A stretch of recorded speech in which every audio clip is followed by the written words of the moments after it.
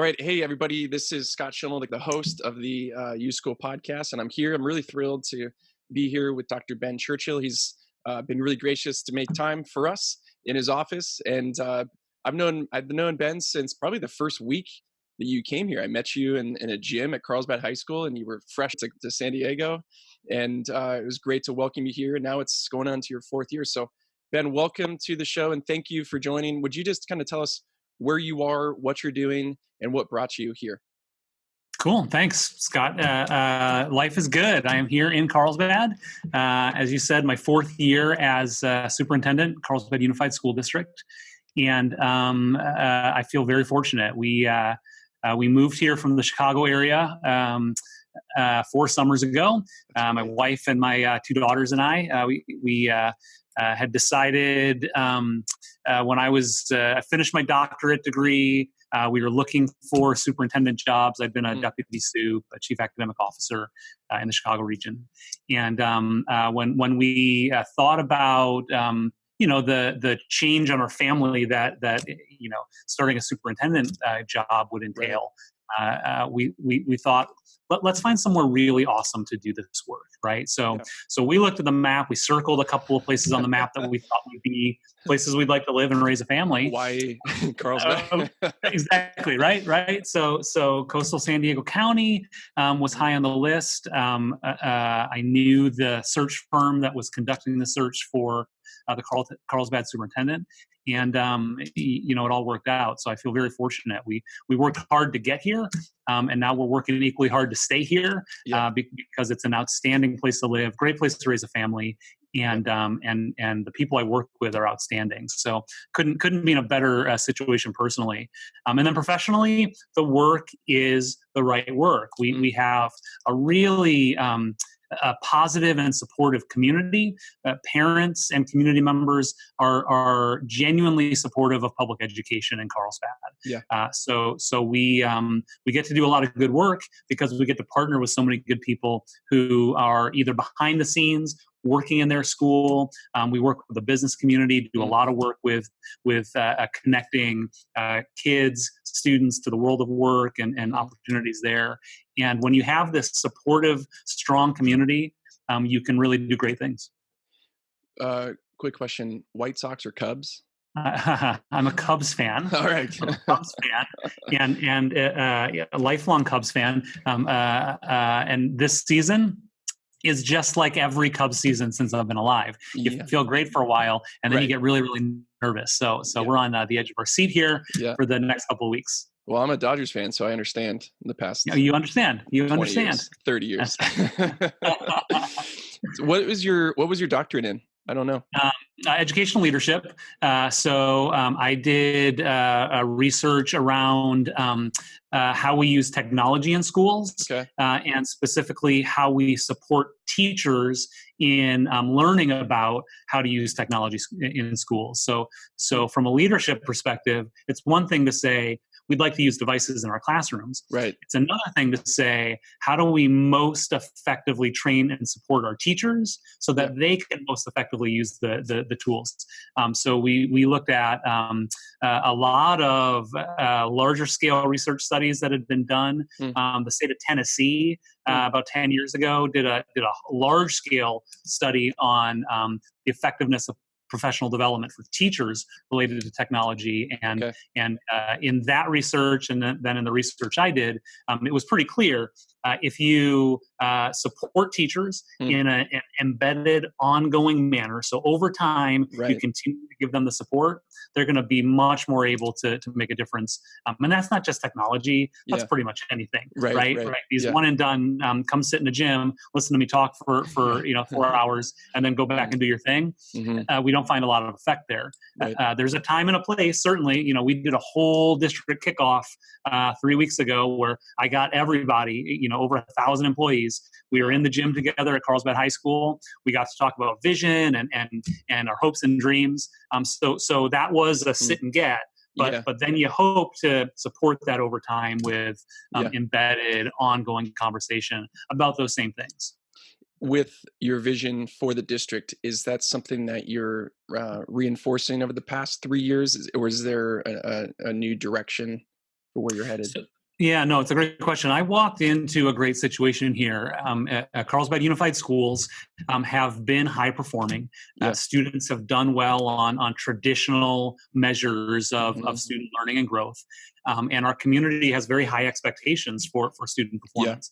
So I walked into a situation where we were doing well. Parents wanted us to continue doing well, Mm-hmm. and our board, the board that hired me, essentially said, good is not good enough. Let's Mm. figure out a way to take it to the next level. Okay. So that's really been my mission now over the last 3+ years. How do you take something that's seemingly firing on all cylinders, right? And Right. how do you find ways to improve on that? And we talk a lot about innovation in schools and Right. classrooms, right? And I'm very careful to remind folks that innovation for the sake of innovating Right. is not the point, Right.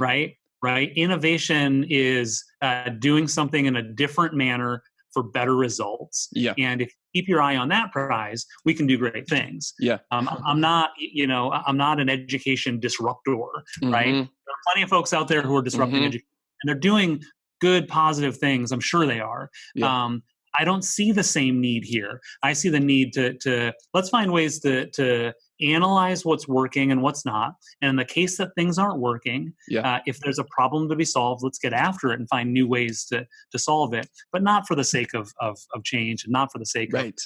innovator.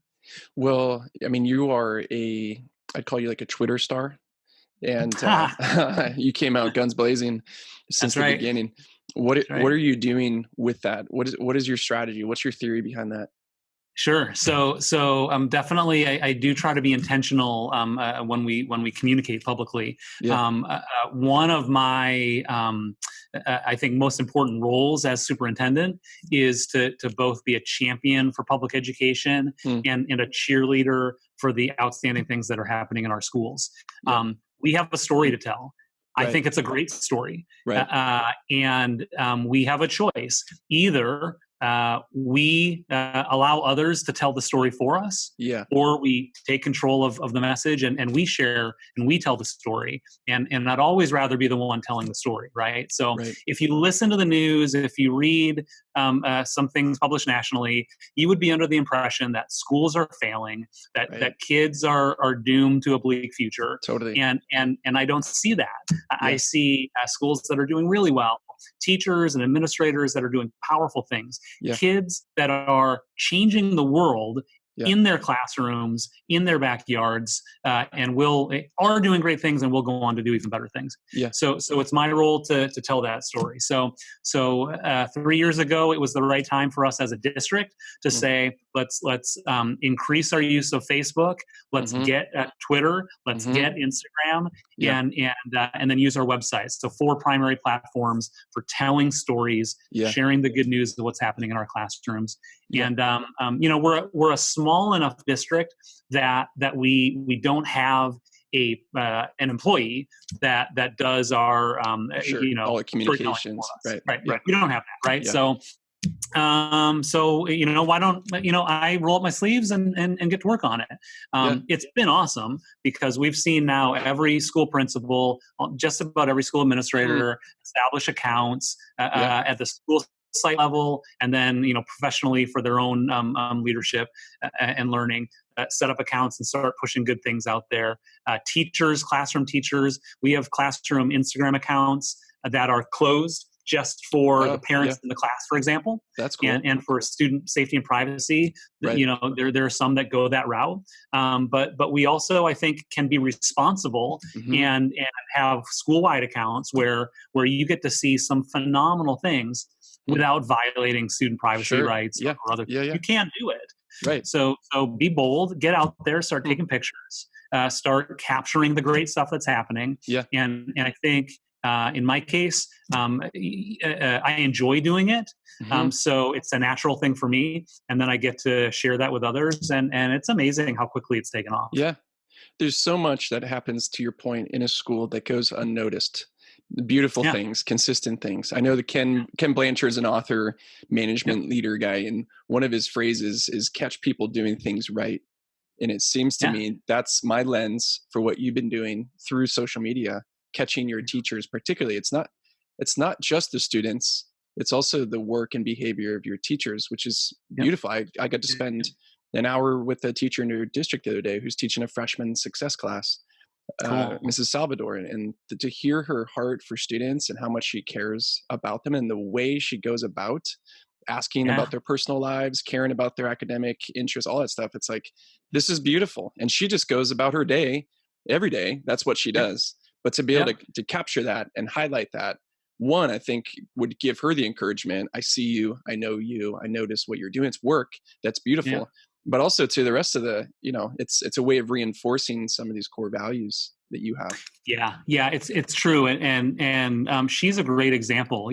Somebody Mhm. who, a relatively new teacher. Mhm. She graduated from Carlsbad High School. Yeah. I see her in the end zone at football games. Right. But I've gotten to know her, I think, as well through the use of social media Yeah. as I have in person Right. a meeting. So you can use social media to develop and strengthen relationships Yep. between the community and schools, but also between individuals. Mm. As superintendent, I would love to say I know all 1,000 plus of our Right. employees Right. well, but Yeah. I don't. Uh-huh.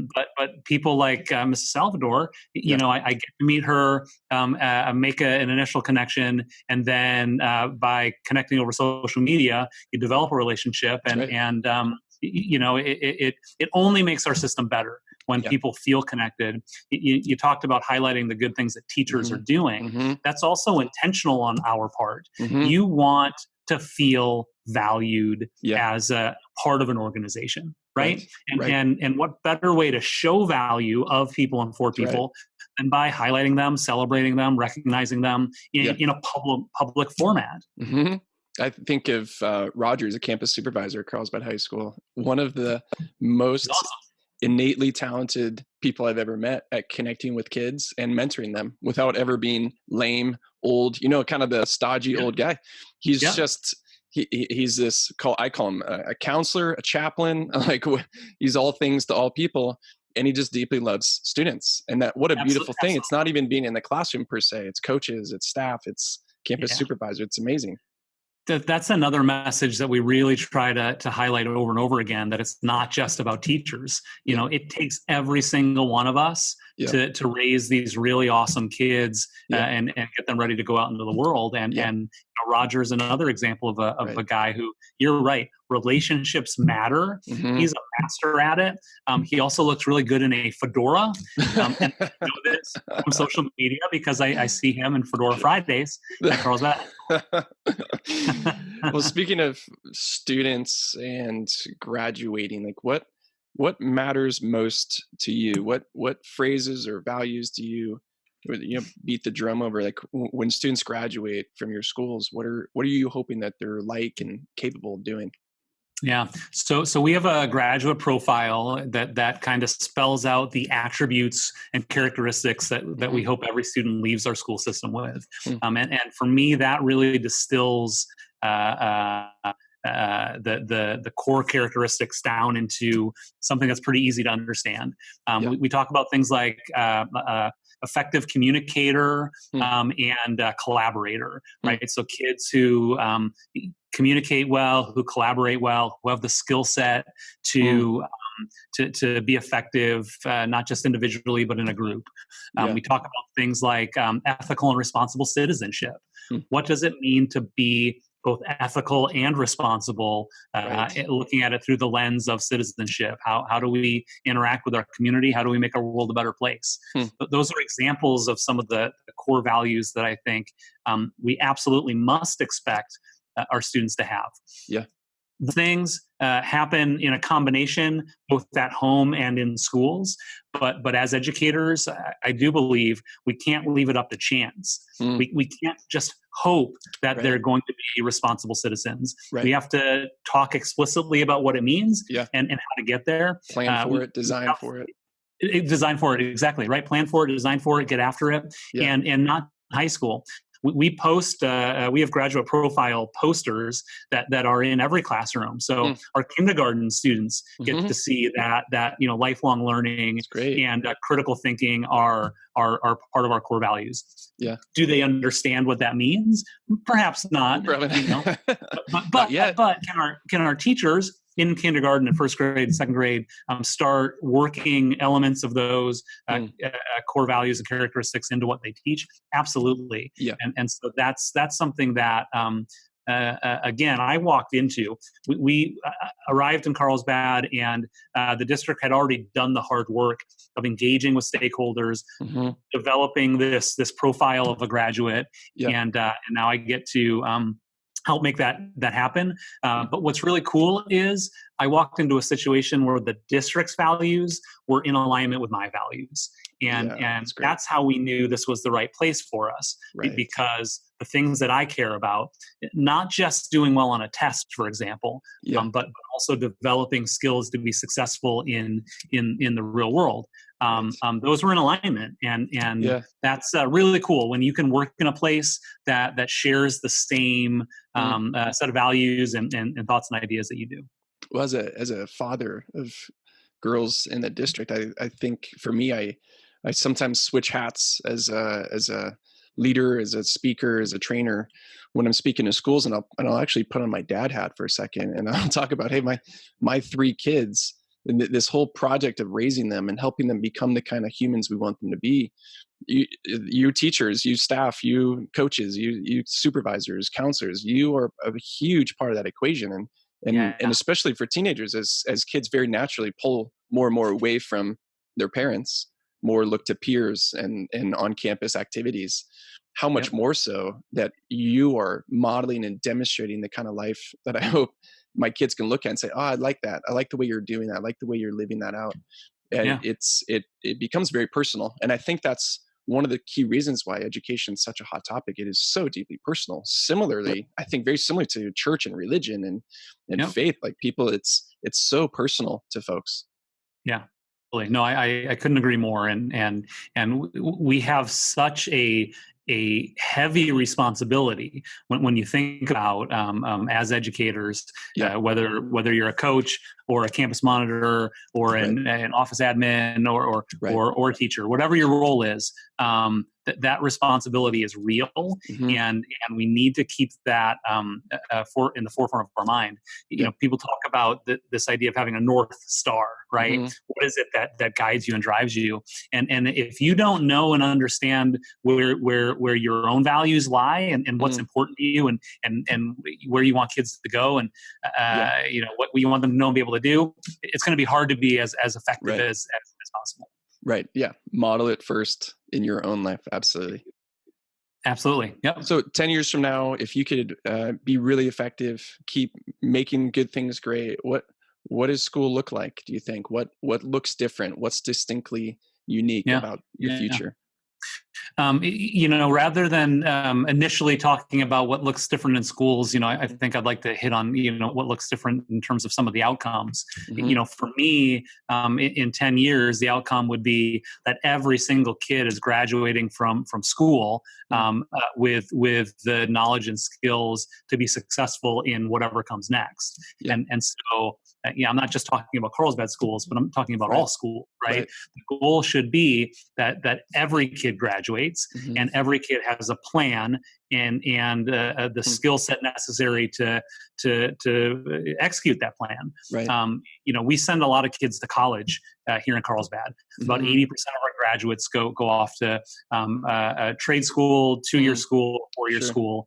After graduation. And we're really successful in keeping those kids in college as well. I think most recently it's about a 93% rate of staying in college after the first year. So that's huge, right? Yep. But there's still 20% of the kids that graduate from our schools that don't go on to college, which is absolutely okay. Right. Yeah. Right. So I'm super proud of those kids who choose to go into military service. That's outstanding and can be a really good career path for many kids. Yep. And then I'm super proud of the kids who go directly into the world of work, whether it be an entrepreneurship avenue of their own making, or they go to work for somebody else. That's cool. So by no means do I think every kid has to go to college. Yeah.